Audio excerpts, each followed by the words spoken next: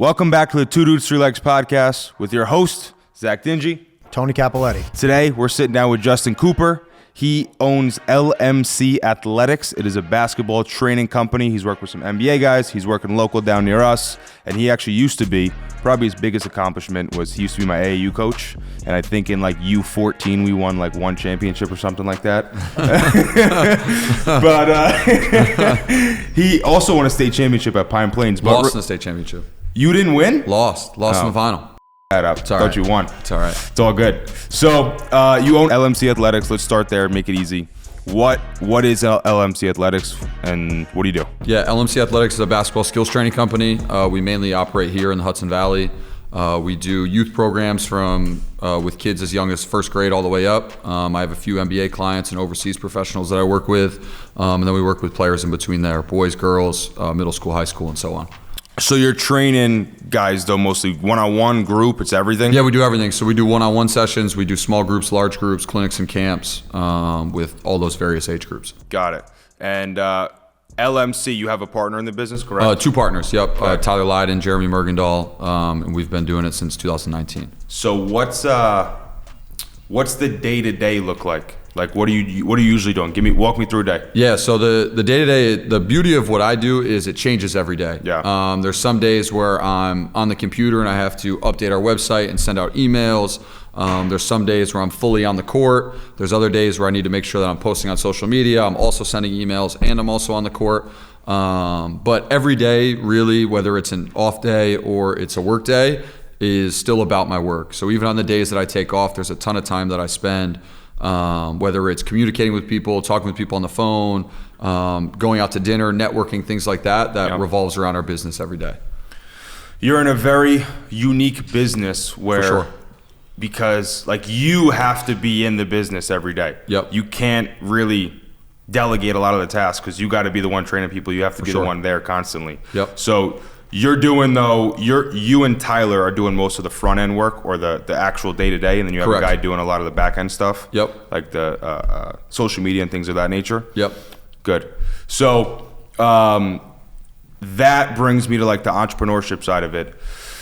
You obviously started this business out of what cause? Like you played basketball, you're really good at basketball. You and Tyler obviously was in the NBA. Yep. You were top player at Cortland. You win player of the year?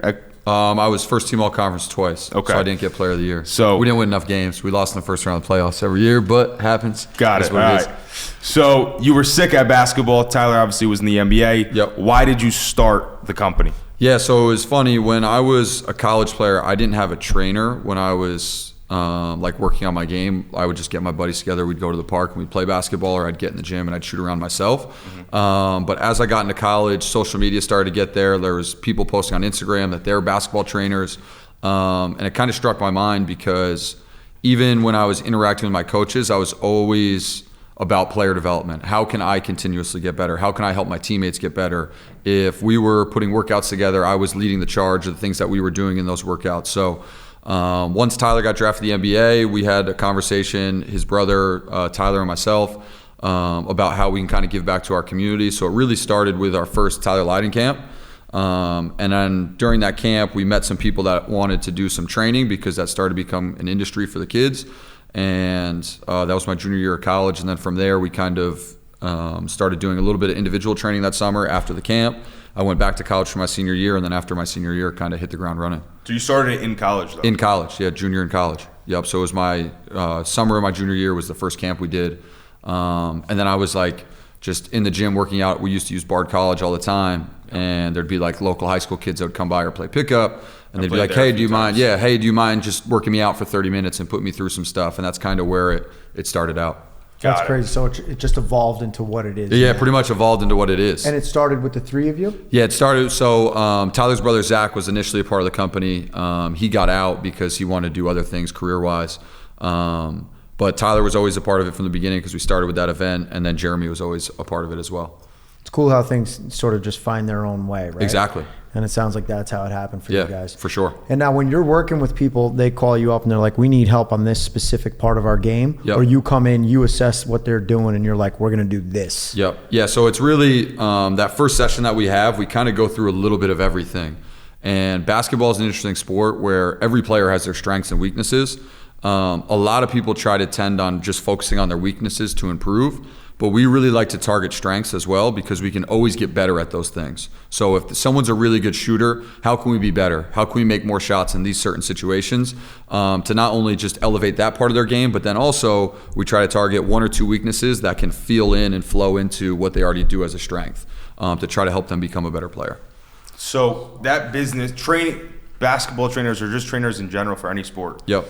Super saturated, and I feel like there's a lot of just average, mediocre people that just I'll train you. You know what I mean? I played basketball in high school. I was decent. Yep. So what?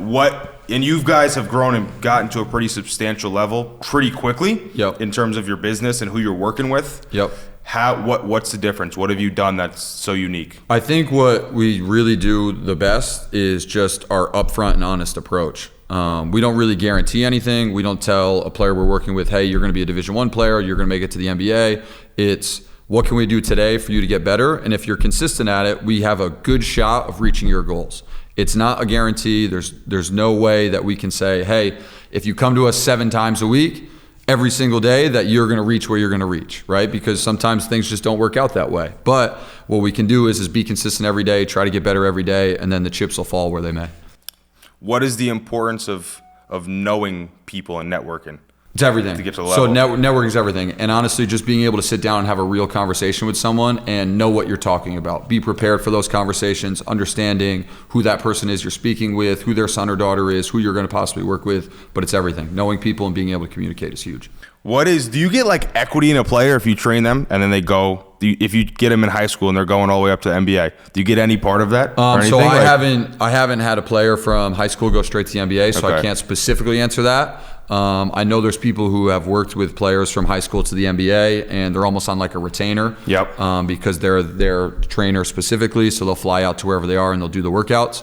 But I don't think you'd get like an agency cut like an agent would for representing them. Because you've worked with some of those big guys who are in NBA. Yep. How did you land that? How did you get in that space? Honestly, just really connections. Yeah. A couple of my clients that I have now, I was able to start working with them through the other people that I was working with. They saw some of the stuff I was putting out on social media. They thought I'd be a good fit for what they need for their playing career at that time, and then it just kind of evolved into those things. But again, it really goes back to the first impression of when I'm sitting down and talking with them, or the first workout, knowing my stuff, being able to communicate, and then understanding and also listening to what they want. Yeah. Well, locally, you were already pretty known before you even started it. Like people knew who you were because of your skills. Yeah. You know what I mean?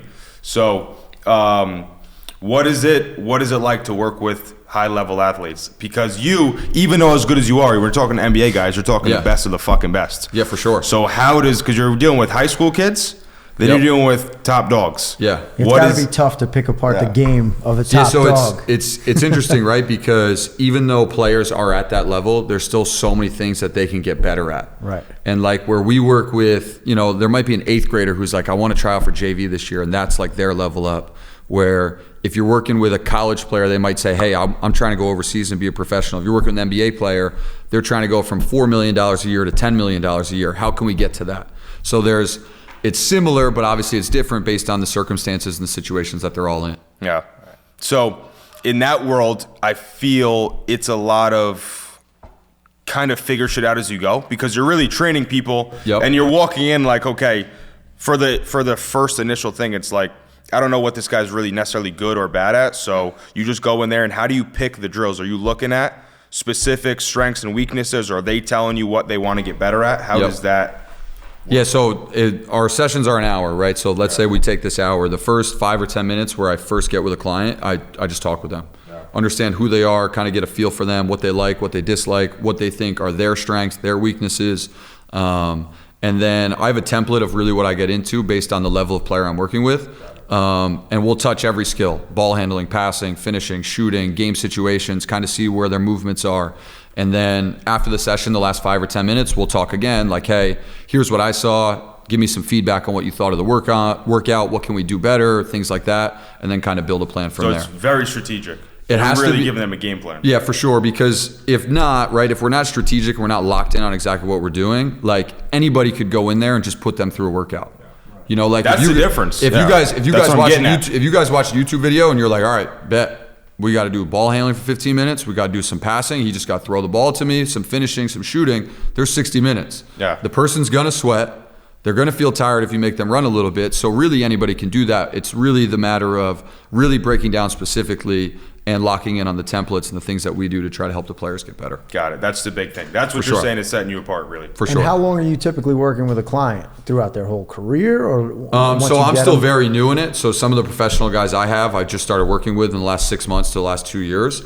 But really the main focus is in the off season is attacking things that we could become better at that we're already good at, attack 1 or 2 weaknesses heading into the season. And then during the season, just checking in, breaking down film. If they're in New York, we go to the city, we meet in New York, we make sure we get a workout in, and just staying in touch and staying engaged so that each time we're together, we're focusing on trying to help them become better. I really like that you keep saying you focus on working on their strengths. Yeah. I feel like that's a big, I'll call it a leak that a lot of people have in business or sports, whatever it Yep. may be. When someone's talented in one thing, one part of their game or one part of their business, they never work on it. Yep. You need to work on the things you're good at just as much as the stuff that you're bad at. And I Absolutely. think that's extremely important, which, it works in business, like I said, For sure. and in sport. For sure. So I think it's really important that you keep saying that, and people need to realize that. Yeah, and that's the big thing too, right? In business and in life, right?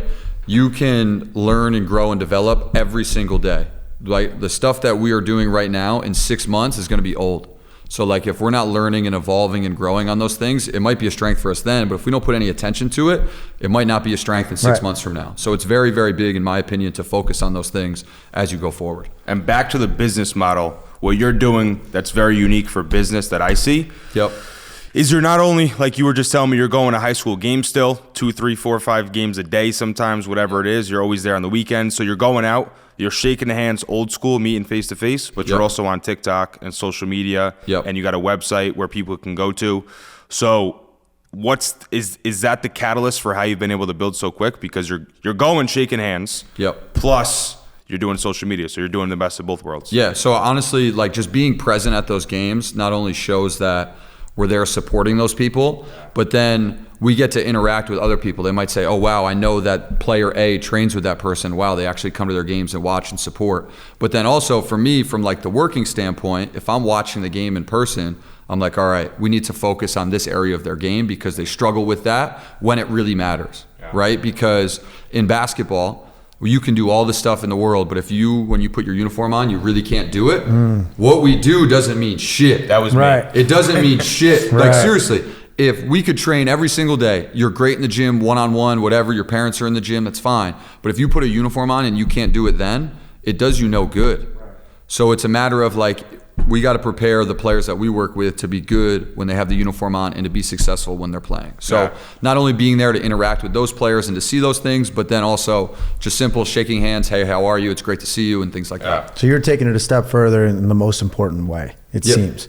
Like Trying to. if you have someone that you're training with and you're not even watching how your training is turning out, Yeah. it's like, then what's the point? Exactly. So that's huge. Absolutely.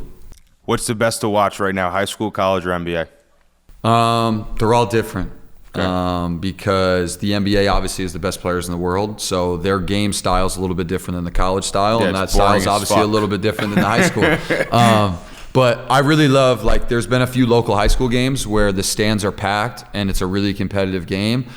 Those environments are insane because, Oh, yeah. like, those kids on the court, like, don't realize that, like, this is their, like, championship. Like, this is their NBA finals. Oh, yeah. Like, Lords Arlington is some of the biggest games those kids will play in because, like, they might be done playing basketball in high school. Yeah. You know? Most so, are. like, and most 90%. are. So, like, those games are sick. Like, I love going to a high school game that's packed with good energy because it's a great time. And then even, like, some of the local college games with the players I work with, just being able to go there, it's a high level of basketball. And Yeah. some of those guys will go on and girls will go on to play at another higher level after that. How's Pine Plains doing since you left? Are they still a good school for basketball? They're struggling a little bit. My man Zach's the head coach. He's trying to fix some things. Wait, Lydon? Lydon's coaching. Yeah. Really? Zach's coaching. He coached last year. They lost in the shit. section final last year.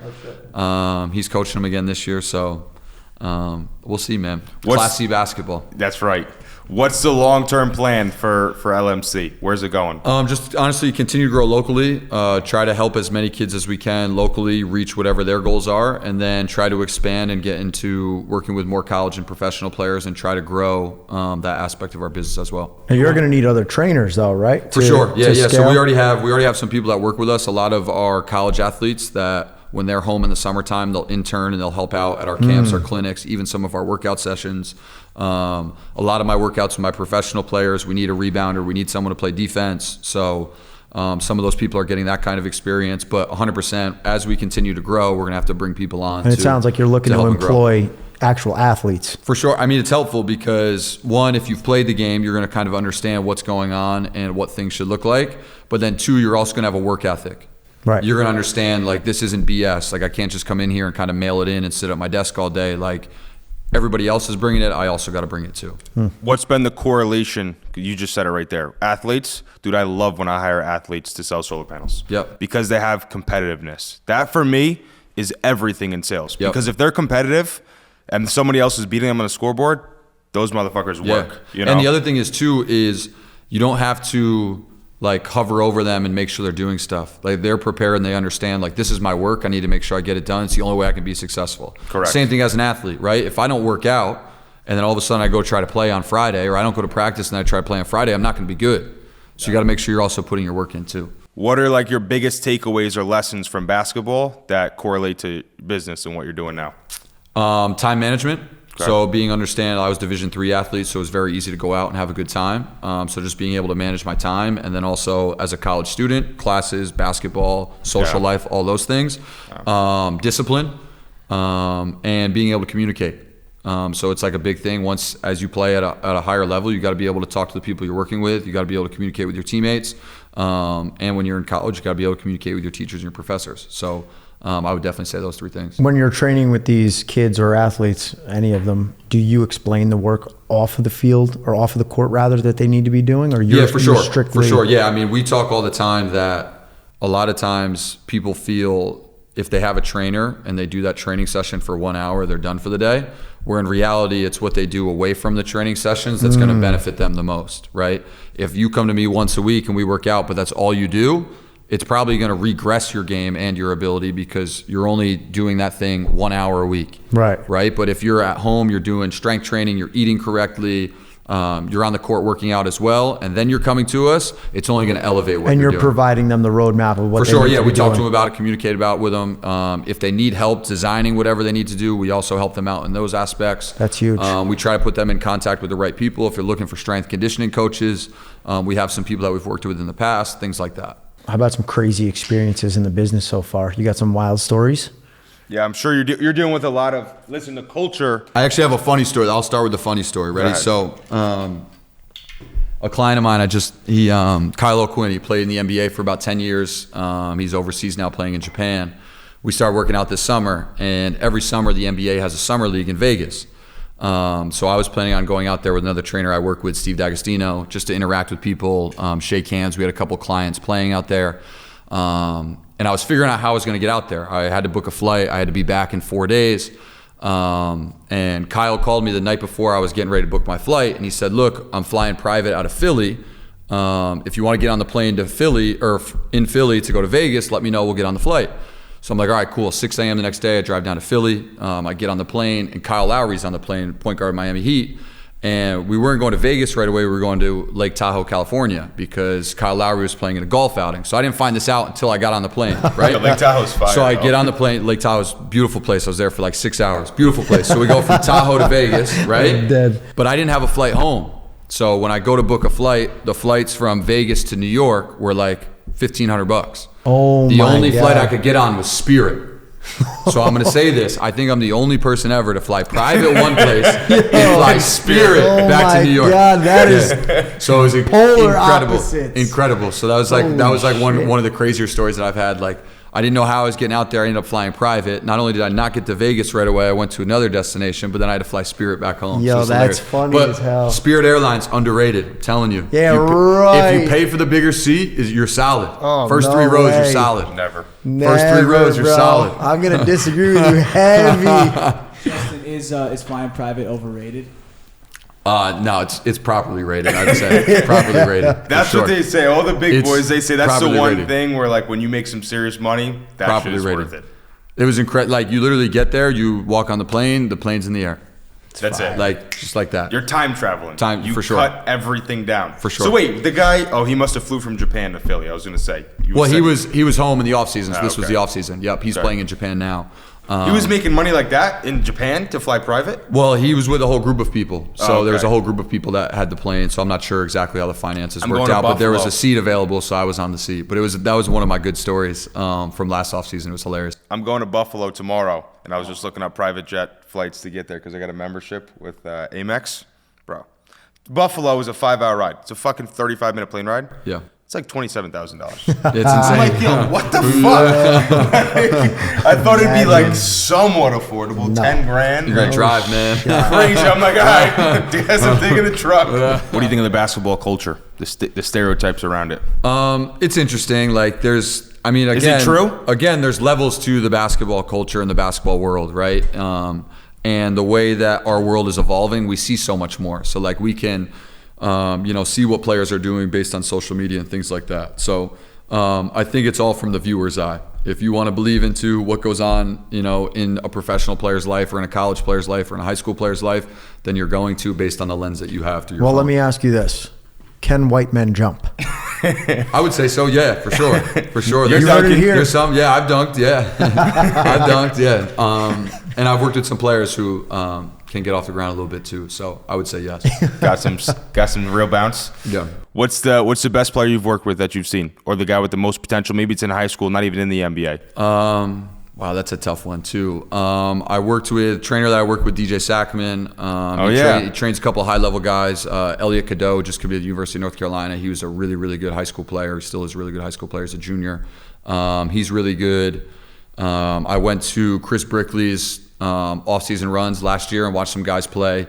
Kyle Anderson, who plays with the Memphis Grizzlies, who is like, he's nicknamed Slow-Mo just by his movements are so slow, but he's so good at what he does. Like he gets to wherever he wants to get to, takes different shots.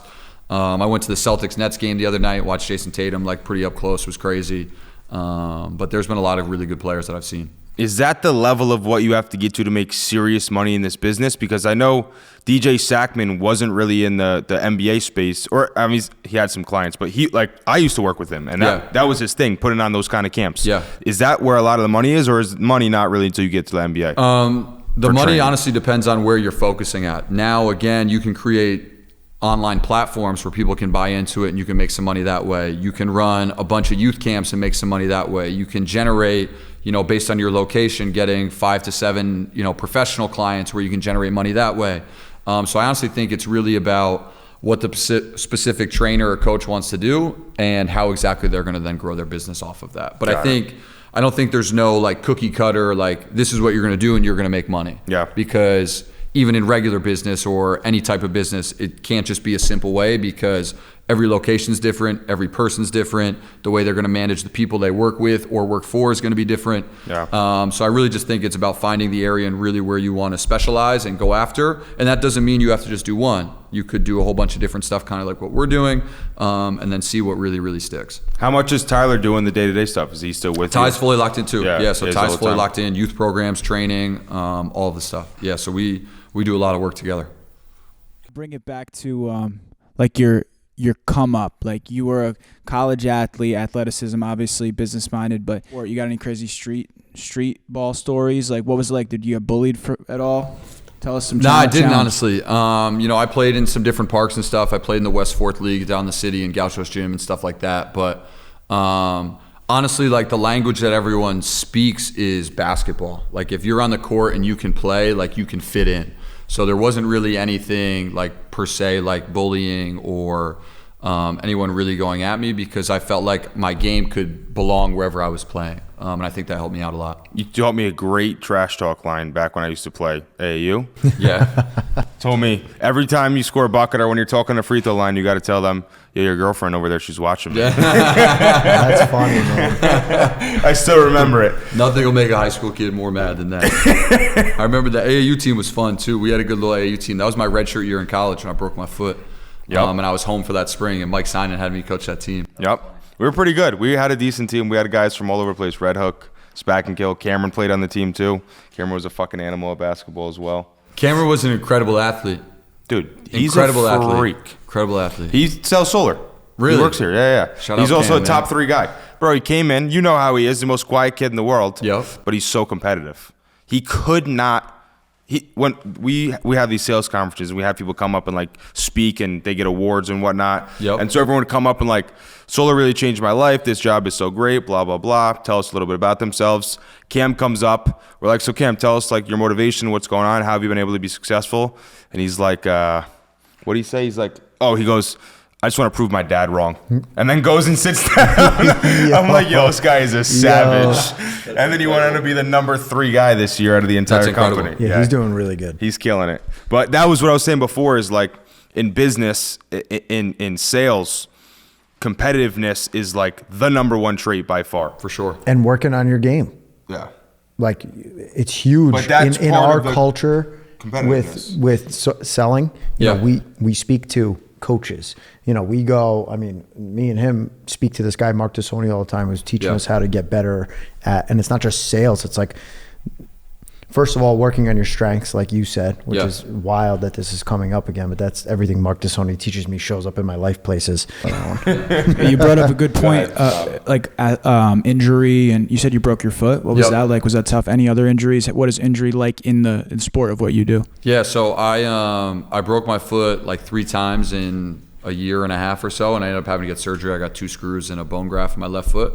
And that was a tough time for me because I wasn't playing basketball, so that honestly helped me now long term of just understanding like that adversity I was dealing with. It sucked at the time, but it allowed for me to understand like that's something that's real and that's something I can grow from and something that's going to help me long term because the athletes that I work with, they might end up in a similar situation. So some of the things that I did to cope with that and to still be around the game not only helped me get through it, but now it's helping me now. Like I had to coach an AAU team of a bunch of kids that weren't that much younger than I was, but it allowed me to understand like how some kids learn, how some kids can play the game a different way, and things like that. And that really, really helped me now with what I do, you know, because the main thing I really learned coaching that team during that time was not everybody has the same mindset or love for the game of basketball. Some might have it more, some might have it less, some might just be there because they want to be there and their buddies are there. And that allows you to then teach each kid a different way so everyone is getting something that's good out of that. And that's something I learned then that still helps me now to this day. I love that. Yeah. Obviously, every part of the journey is important and it's got you to where you are and you've learned all those lessons. You were just talking about coaching. What has been the best so far? You playing in high school, going to the state championship. I'm sure you had a lot of fun playing in high school. College, playing at Cortland, a big D3 school that was really competitive, or coaching now? What's been your most exciting? I would say high school only because you're playing with everybody you grew up with. And this sounds crazy because there's 1,000 people that live in Pine Plains, but like Pine Plains high school basketball games used to be insane because we were so good. We had Tyler, obviously, who was a future NBA player, like playing high school basketball in Pine Plains. Yeah. It's crazy. So people were coming to those. We were really successful. I had a really good individual career. We had a really good time as a team. We didn't win a state championship, but we came really close. I would say high school, but again, like I've said before, like each one is great. Each one has like things that have been like super awesome to go through and deal with and to be a part of. You got that typical, the small time story. I come from Pine Plains. It's got one stoplight in the whole fucking, one post office, in the whole, and a Stewart. in the whole entire town. Made it big. Yeah, exactly. Out in the streets Those are now. always the best stories. It's funny. Everybody thinks they grew up in a small town until they like go to Pine Plains. There's nothing fucking there. Nothing there. Nothing. Pine Plains. Have you been? We'll have to take a trip, I man. drove through there one time. Yeah. Stopped at the Stewart's. The Stewart's the only thing in town. That was the poppin' spot? Poppin' spot. It's the only thing in town, man. You get it whatever you Now want. I got to there. ask about the 2 phones. One for coaching, one for... Yeah, so we actually just, Tyler and I added those in a few months ago. It's actually really helpful just to streamline everything. Business emails goes to one, contacts for workouts goes to one, social media's on one, and then still my personal one has a lot of business on it still, but I know that's my personal one. Yeah. So it's actually been very helpful. You like that idea? I do. Because I've been saying for I do. years that I should. It's do helped that. a ton because like As I said before, I'm always my business every single day, but I know like if I set this one away for a little bit, I got to lock into whatever else I'm doing that day, and then I can go back to my work if I need to. Got it. And having the second one has helped me stay off of social media and scrolling and going through stuff. That's big. And I'm only on it when I need to be, when I'm posting or I'm interacting with the people that I want to. I'm not just caught like chilling. Like it can be a very bad habit of just like hanging out and be like, all right, let me scroll TikTok for these 60 minutes. No, that's mad smart. That would be the biggest. And honestly, because I'm so in my business every day, whether I'm on the court, I'm sending emails, I'm working on the website, I'm planning a camp, whatever that looks like, the time that I can kind of get away from like just being on my phone and hanging out and like give some time to myself is like big. So it's really, really helped. It's the worst and best thing that's ever happened to us. For sure. Social media literally has changed. Like, people are fucking worth hundreds of $1 millions because they make videos on YouTube. But there's also probably 95% of America that comes home and scrolls for an hour and a half and wastes their fucking life. A trap. Even, obviously Bryce does all our work on social media, but I started doing my Facebook, and like I just find myself, I pick it up to post a reel, and then I'm on Instagram scrolling, and I'm like, how the fuck did I get here? Yeah, where am I right now? I'm not even 27 minutes. Yeah, it's such a trap, and like I have to detox myself from it. Like, it like fucks with your head. For sure. I have like ADHD from looking at the shit. The big thing too with social media, it's funny because we're all on it, and we all, like, you guys have the podcast and everything, you're on it all the time, posting and promoting your stuff, that people think that's like just all that you do, right? So people see me post like a 15-second reel on like a ball handling video, and they think like, oh, that's like his job, that's all he does for work.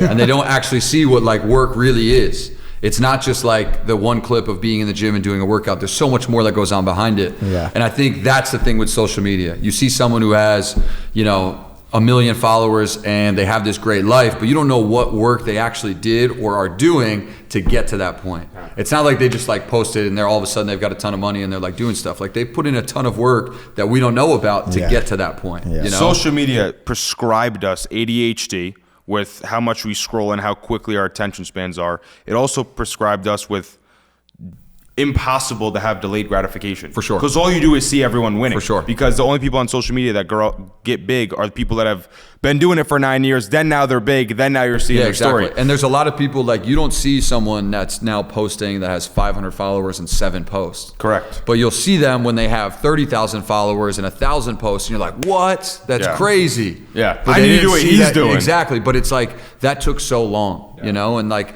that's kind of the way I look at it. Like, when I put my stuff out there on social media, I'm putting it out there to help people get better at basketball, in business, in life.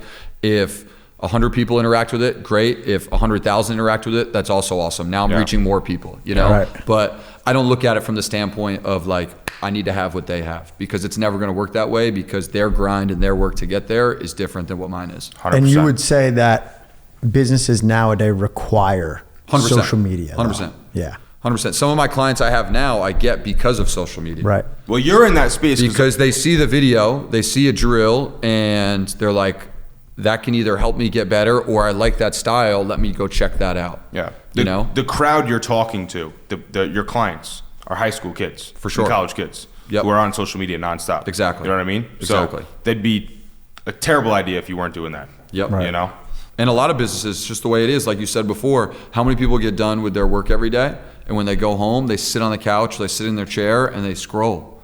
So like, if you're not putting stuff out there, you don't have a chance to be seen with what you're doing. Yeah, you're missing out on a huge opportunity. I saw a stat that was like, there's 2 million people that are creating content on TikTok right now or something like that.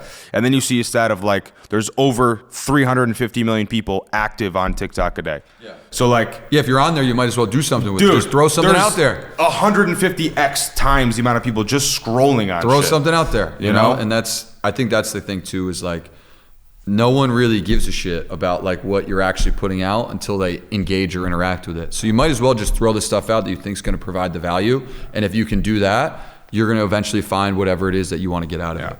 I had this realization the other day. Actually, when we were in your fucking sauna at Dutchess Landing. We were talking about it, having a business meeting. And I was talking like, on social media, man, these people, you see on average 2,000 ads a day. I heard that stat somewhere too. You see like 2,000 ads a day. And I'm talking like, we post we do this fundraising campaign for Levitate Blade Likes. Yep. And we post it one time. And then we never post about it again. And I'm like, only 100 people saw that. We could post that same clip for months. And I would still see people that are my friends and like, hey, bro, did you see the Levitate thing, the Blade Like stuff we posted? They'd be like, no. Yeah. So you can post shit on social media all the time, all day, all the time, and 20 posts a day, and it never gets old. I think it's very dependent on what platform you use. This is my own deduction of it.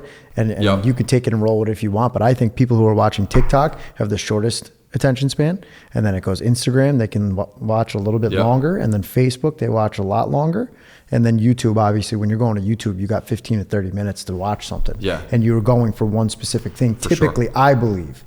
So we try to use that in what we do. That's good insight, honestly, too, because I just view that now as like my perspective. When I'm on TikTok, I'm just scrolling on the feed. I don't really go like, oh, that was dope, let me go check out 7 other posts. But if I'm on Instagram, I'm more like in the feed with who I'm already following. That's and actually really Facebook, good perspective. People are looking and they're really Facebook engaging. is crazy. Facebook is insane.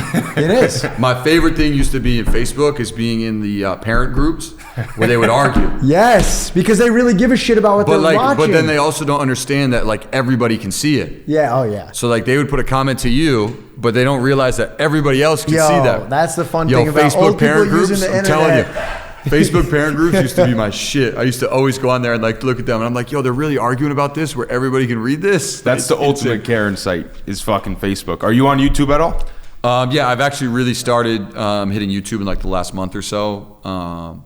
If I'm posting on TikTok and Instagram, I think YouTube's a no-brainer. It allows us to be a little more creative with what we're doing, some longer form stuff, some like full drill content, some full workout content. I want to kind of get into more of like day in the life of my basketball training career, my entrepreneurial career.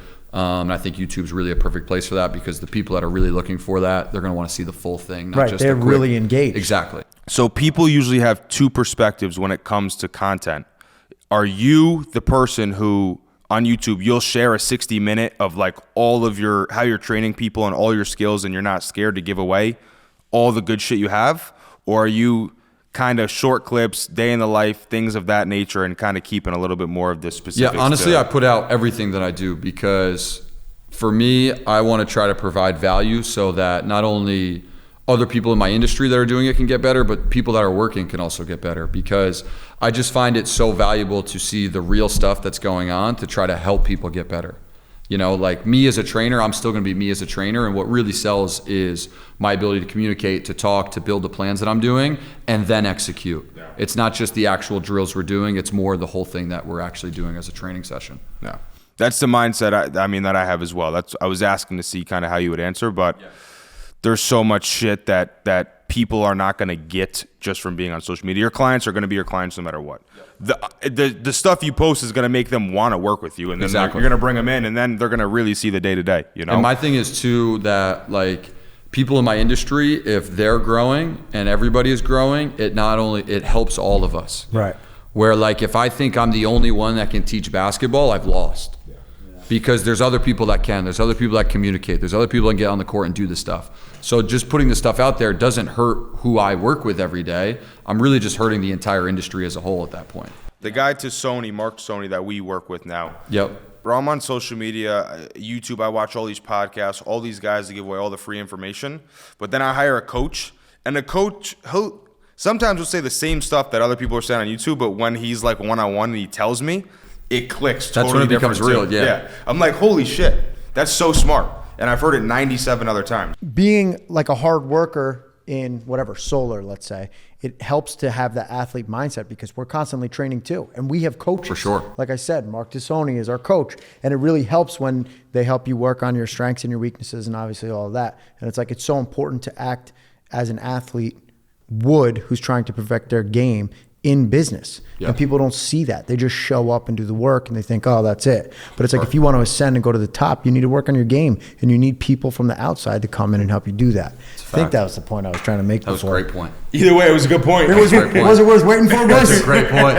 That's going to be a reel. We'll put that. Go ahead, Mob. Justin, it made me think before when you said that. Do you feel like you're marketing to the high school student themselves or their parents who's actually the one who hiring you? I think it's a little bit of both, right? So like us being at the games and being visible and present, we can really have conversations with their parents as well. But all of them online are going to follow us and see what we're doing. So it might be if we're posting on social media, the kid might see the reel or the video or an event we're doing and be like, hey, mom or dad, I'd love to go to that event. But then also when we're in the gym and we're interacting, we can be face to face with their parents as well. So I think it's both. Going to the games is like the most genius marketing move ever. I'm at you like show up seriously, and I post them all the time. So like that's another thing that, again, like I post everything. Like if I'm in the gym, I'm posting that I'm there. So then not only people are seeing that I'm there, but like that I'm accessible, I'm around. People are going to know that like this is really what I do.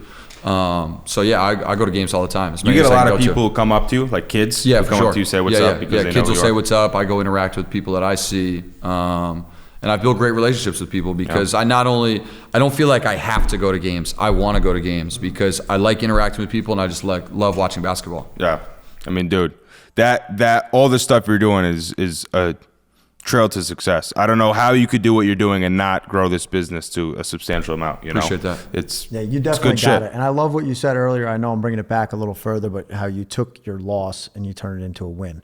You said you broke your foot and it put you in a position that you not necessarily would have went into by yourself, but you were put in the position of coaching and it taught you a lot more about the game. For sure. And I love that. You know, for sure. A big thing, we obviously talk about business, and as we said to you earlier, we like the warrior spirit. And that's when you can take any loss and make it into a win. Yep. So that's huge. I think that's great. And losing's great too in that sense too, like losing or facing adversity, because you learn so much about what you're going through and who you are. Like, how do I react in times that like aren't so great that I need to try to overcome? Or if, you know, this event that we're running didn't go so well, what can we learn from it to promote it better and then run a better event? It's almost like you have to learn lose so much. You have to win. Because if you're winning every game, you're not really learning. You're just kind of continuing to go along those things. How can you? Exactly. What is there to learn if you're winning every game? Yeah, that's crazy. for sure. I never thought of it that way. I fucking love losing. Got to be a loser if you want to be a winner. It's the best, baby. And honestly, you learn those ways. Yeah. Right? You learn something, you understand things a little bit better, and then you try to just get better from that overall. Yeah. Well, everything in life is perspective. We just had a sales conference yesterday, and I went on like an hour-long tangent about this, about your perspective on what happens in your life is everything to you. If you lose a game and don't go back and look at the game and why you lost and how you lost and what it is and why it's good and all these things that you can look at from that loss, then you're just not smart. You're not doing it the right way. So losing is everything. Like if you can't, there's a good quote Will Smith said about that. Like failing. Keep your wife's name out. That's exactly what I meant. That's a good quote too. That's exactly what I meant. Hot seat questions, rapid fire. I'm going to give you a bunch of different things. Tell me the first thing that comes to your mind and answer it as quick as you can. Yep. So first one, start, bench, cut, Michael Jordan, Kobe Bryant, LeBron James. Woo! I'm going to get some hate for this, but I'm going to cut MJ. I'm going to start Bron.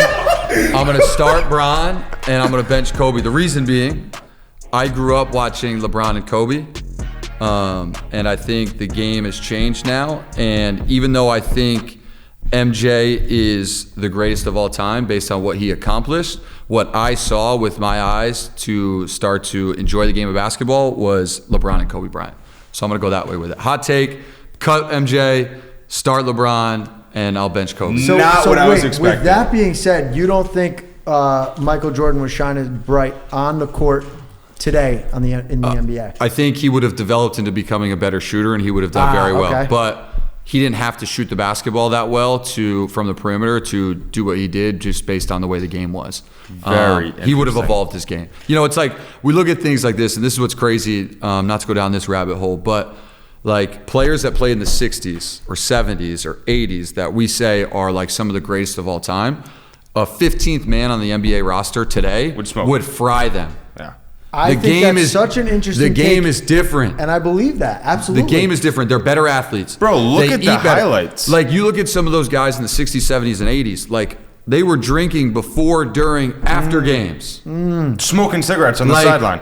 So, like, it's just a different world. So you have to appreciate what they did to allow the game to become what it is today. But I just think the comparison is hard to do because the game is so different. I think a good way to sum that up or to make it a little easier for people to understand is like, remember when Tony Hawk did the 900 on TV and everyone went fucking crazy?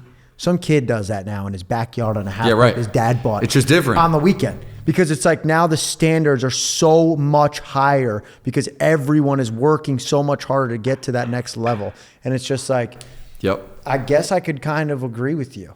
You know, I think unless he was in the game now working against what he's working against with the same work ethic, he wouldn't be able to perform the way these other athletes do.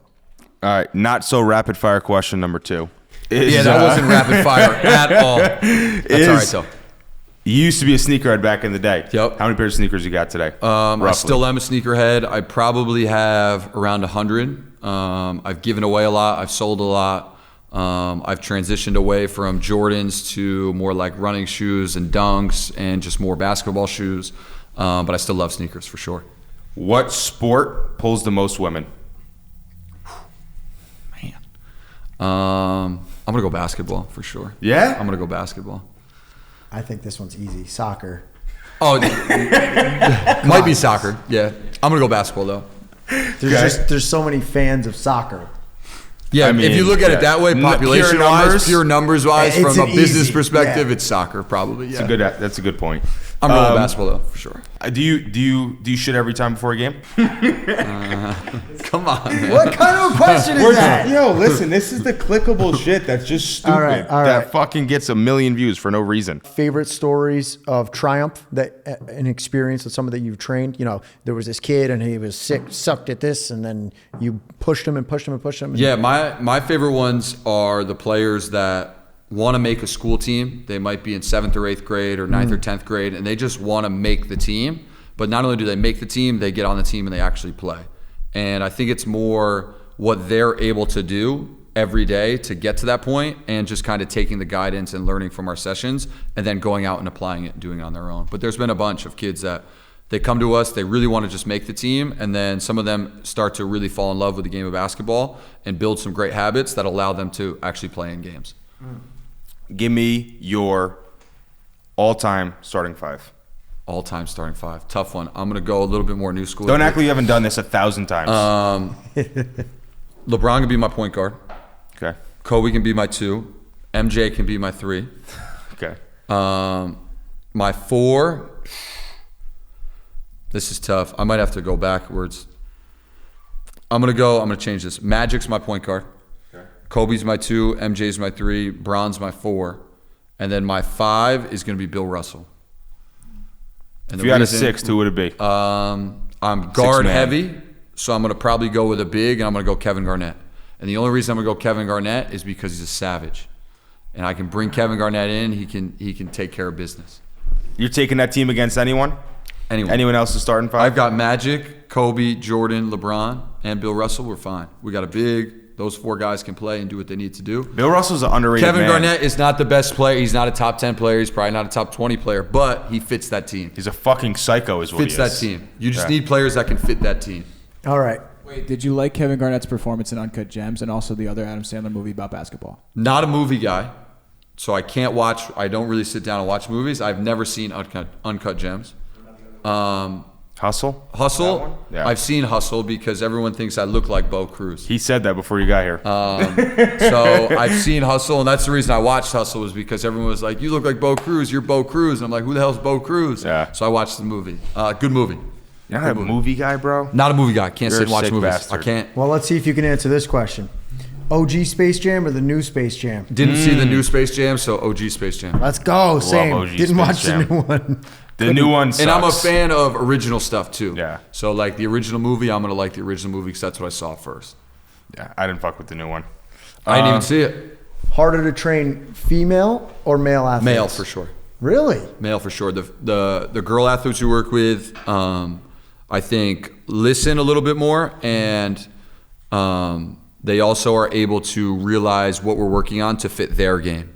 A lot of the boys that we work with see James Harden do something on TV, and they come to the gym and they're like, yo, I could do that. I can do that today. You think it's a maturity thing? Because these younger... Yeah, I think so a little bit, but I just also think it's just a seriousness about the way they do it. Like, I think a lot of the girls that really are devoting their time to playing it are really, really serious about it. Not saying the boys aren't, but they have an understanding of who they are as a player and what they can do, where the boys are kind of just like, oh yeah, I saw Harden do this last night, I can do that today, you know? But both are great to work with. Yeah. Work with a ton of both. We want you to build your, what's it say? Build your best lineup in NBA history for $15. So it's got 25 players, $5 and $5, $4 and $5 and $4, blah, blah, blah, so on and so forth. So you have to pick. You can only spend up to $15, and you got to build a starting five. Woo! Man. I had to explain it properly. They got to see it. All right, bet. So we'll go Curry at the 1, $4. Go Kobe at the 2, $4. It gets me to 8. We'll go KD. No, I'm lying. I got to go KD. Now my math is getting crazy. Go ahead. You got 8. KD, I got 11, right? That's $11. What is KD number? He's 3? 3. Yep, you're at 11. I went Curry, Kobe, KD. You're at 11. You got $4 left. I don't love that team already. We're not going to guard nobody. I got to go KG then, which puts me at 13. $2 left. $2 gets me Bill Russell. That was pretty close to the same fucking team before. Close. So I'm Bill. Oh, wait, no, you didn't pick Magic. I thought you picked Magic. Never I was mind. going to, but $5 is a lot for a player. I'm gonna use a third of my money on one guy. I got to pick 4 of the dudes. This is the team that I low key picked. Right there. But Steph, Kobe, KD, KG, Bill Russell, Okay. we're winning it. There's not another team beating guys- us. you guys Carl are Malone being worth $4 is missing the crazy. big strategy. Yeah, that's a little much. 2, 4, 6, 8, 10. So I'm taking all of them. Good luck. You don't even know who they are. All of them. It doesn't matter. I got fucking Just middle of the pack. I got 10 8 guys. fucking players. You're not competing some with all-stars. me. Dirk is $1? That's disrespectful. Taking Shaq. He can, AI is $1. He can eat everyone. I mean, it's not terrible. He can't play defense. But Dirk has $1? He's a fucking Dirk one of the Nowitzki. best. Whoa, AI for a forwards out buck? Dr. J, Julius Erving, my guy.